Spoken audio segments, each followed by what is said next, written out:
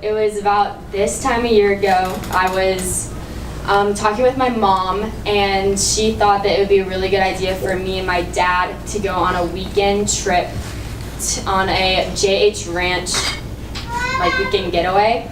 And it was a daddy-daughter camp, and I just told my mom, me and my dad didn't have a really good relationship at that time. The family situation was really rough. I spent most of my time up in my room hearing my parents fighting. I was really scared, and I just felt really distant from God at that time. I didn't know where in a few months where I'd be with my family. And so I told my mom that I wasn't comfortable going with my dad, and so I went with her. We were one of the two mom and daughter couples, and there was everyone else with their dad. And that was really difficult for me to watch and to see, and I just felt really out of place, I guess. And fast forward to the last day. I'd spent the most amazing week with my mom. I grew so much closer to her and learned so much more about her. And it was the last day, and we were at like the church service that JH had. And I was sitting next to my mom, and the leader told us that that night we were gonna write 3 letters. 1 to your mom, to your dad, and then 1 to yourself. Like just talking about what you'd learned that weekend. I wrote 1 to myself. That was pretty easy. I wrote 1 to my mom, just talking about how great of a weekend I'd had with her and how much I loved her. And then I had to walk in the dark by myself because I didn't want to be with everybody else to write this letter to my dad. At that point, I was angry at my dad. I was just mad that he was the cause of all of this pain in our family. And so I wrote this letter to him talking about how he needed to fix his life and how he needed to take initiative and find God, because I had found God, and it was the most amazing experience of my life. And I wrote that letter to him, and when I got back, I didn't want to give it to him at all. But my mom said that if we wanted this family to be fixed, that I needed to give my dad that letter because he needed to know what he needed to fix and what he was doing wrong. And so I did. Brian, you come out of a normal day, get out of the shower, and there's a note on your pillow. Take us to that story. I didn't know it was that bad. Thanks for sharing. Yes, long day at the golf course, teaching lessons. I come home and take a shower. She had slid that in there while I was in the shower. Patricia was out of town. I get a note. I have no idea what the note is. I don't even know who it's from. So I get it. I open it up, and it's from Riley. I'm like, wow, that's pretty cool. 15-year-old daughter's writing me a letter. I'm going to read it. This has got to be pretty good. I get through that first paragraph, and it's building me up. You know, I love you. You're such a great dad. And then I get to the second paragraph, and she gets pretty personal, and it just. The words that she used and how she used it with God, it hit me harder than anything I've ever done in my life that I've had to deal with. I knew I had some issues.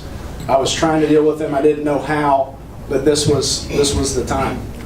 So I try to explain this feeling all the time, but I read the letter and I'm in shock, but I drop to my knees in my bedroom, on the side of my bed, and something comes over me that I've never felt before.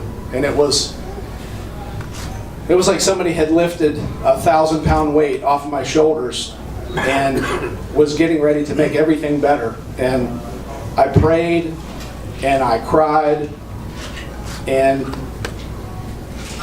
I walked upstairs. And I think I could have done a few things. I could have pretended like I didn't read it. I could have been angry. There could have been a lot of things that would have come out of that letter. But what came out was I needed to see my daughter, and I needed to make my life right. So I walk up the stairs, and I open her door, and she's laying in her bed with her arms open, like I would picture Jesus with his arms open. And she says, "Come on, Dad, let's snuggle." And I hop in there and I snuggle, and we have a great conversation. We cry, we pray, and what I heard from her was, "Dad, it's going to be okay. Everything's going to be okay." And that was it. That was the last drink. That was the last not being with God every day. That was the last not sharing God with my wife every day. That was counseling. That was January 14th, 2018.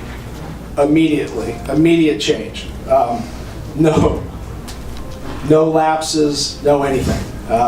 And that letter was what spurred it all up.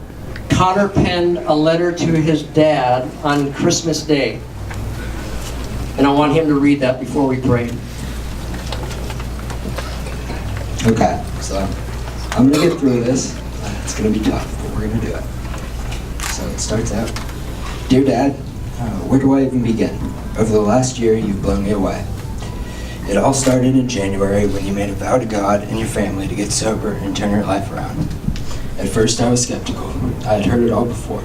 The false promises that tore us apart and the pain that followed behind.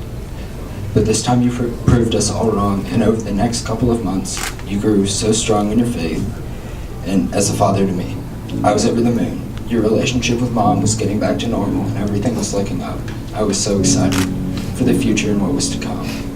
Then, on August 26th, our lives changed forever. Mom was killed in a car accident. I still remember the look of disbelief on your face and the sheer terror and heartbreak that came with it. Our rock was gone. Throughout those next couple of days, I started thinking, God does everything for a reason, and I believe that over the months leading up to that day, He took you on a faith journey unlike any other, one that shaped you into a loyal follower of Christ. But He wasn't done. He knew that if something happened to Mom, you would be able to step up and be the greatest dad to me and Riley. You were broken and questioning why you would do something like this. After everything that had happened, think of everything that came out of it though. Your faith walk with God, the Wednesday morning Bible study, dinners with the boys, you followed His path. You did that. There were so many times when you could have abandoned all hope, but you didn't. I can't even begin to tell you how proud I am of you. I'm beyond proud to call you my dad, and I'm so excited for all the memories that are still to come. A year ago, I would have never wanted to grow up and be someone like you. But now I'm so happy to say that all I want to do is grow up and be just like you. You're the best dad a son could ever ask for. Amen.